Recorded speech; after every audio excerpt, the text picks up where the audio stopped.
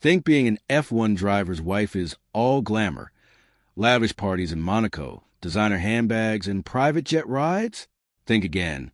Ask Nina Rent what it felt like to hold a world championship trophy in place of the husband lying in his grave. Ask Marlene Lauda what beauty she found in the fire-ravaged face of Niki Lauda.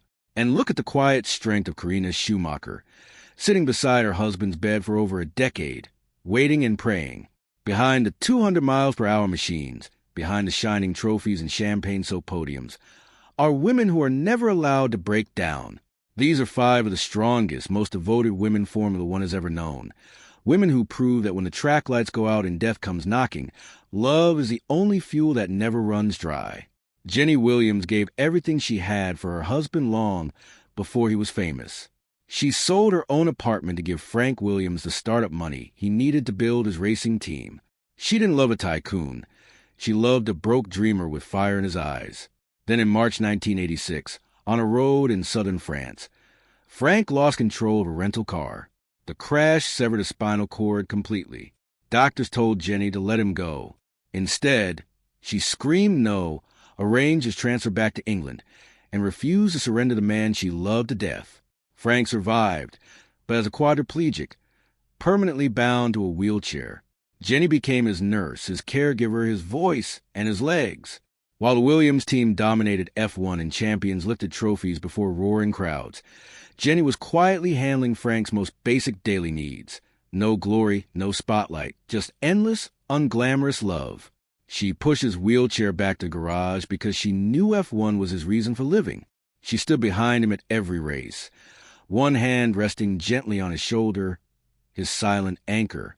Jenny passed away from cancer in 2013, 8 years before Frank. At her funeral, the man known as the hardest figure in the paddock bowed his head in his wheelchair, lonelier and smaller than anyone had ever seen him. She wasn't just his wife. She was a foundation his entire world was built on. Karina Schumacher's husband was the most dominant racing driver in history. 7 world championships. A man who survived the most terrifying crashes on the most dangerous circuits on Earth.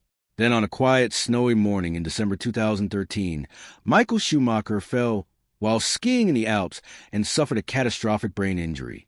Karina, who had always stayed out of the spotlight, suddenly had to become a fortress.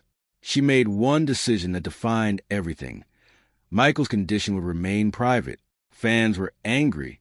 The press pushed hard. But Karina held the line, accepting every criticism to protect one thing: her husband's dignity. Michael was a proud man who always wanted the world to remember him as unbreakable. Karina honored that. She sold the private jet and holiday homes, not because the money was gone, but because the old life meant nothing without him. Every cent went into transforming their Swiss estate into a private medical facility, staffed around the clock. She told the world simply, "I miss Michael every day, but he is still here, different but here." That single sentence carried more weight than 1,000 headlines. She lives in a painful in-between. Not a widow, not a wife with a whole husband, but she stays every single day, holding his hand so he never faces the darkness alone. The 2021 season became legendary. In the final lap of the Abu Dhabi finale, Max made a breathtaking pass on Hamilton and snatched his first world championship. He didn't stop there.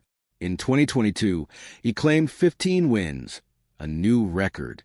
In 2023, he won 19 of 22 races, amassing 575 points, the most in F1 history. In 2024, he secured his 4th straight world title in Las Vegas. His career total stands at 64 wins, 112 podiums, and 41 pole positions. His annual earnings reached $80 million in 2023, with an estimated net worth exceeding $200 million. His empire beyond the track is equally staggering. He lives in a $74 million penthouse in Monaco, featuring a private pool, a home theater, and a racing simulator worth up to $35,000 that nobody is allowed to touch. His car collection of 11 supercars is worth over $10 million, highlighted by a $2.70 million Aston Martin Valkyrie engineered by Adrian Newey. At sea, he owns 3 yachts, including the $15 million Mangusta Grand Sport 33 nicknamed Unleash the Lion. In the air, he flies aboard a $60 million Dassault Falcon 8X capable of traveling 11,000 kilometers nonstop. His personal life centers on Kelly Piquet, daughter of three-time world champion Nelson Piquet. They went public on New Year's Day 2021, and in late 2024 announced they're expecting their first child together. Max also plays an active, caring role in Kelly's daughter Penelope's life. Off the track, Max has donated over $2 million to charities between 2019 and 2025, focusing on children education and sports. He fulfilled a terminally ill boy's dream at Zandvoort and raised over $4 million through the Wings for Life global charity run. Fame, however, has not always been kind. In 2020, an offensive radio outburst sparked international outrage, drawing a formal condemnation from Mongolia's UN ambassador. In 2018, a physical confrontation with Esteban Ocon in Brazil resulted in 2 days of public service ordered by the FIA. Critics link his emotional intensity to a childhood built on fear and pressure. His supporters argue that same pressure forged a legend. Max Verstappen is not simply the fastest driver alive.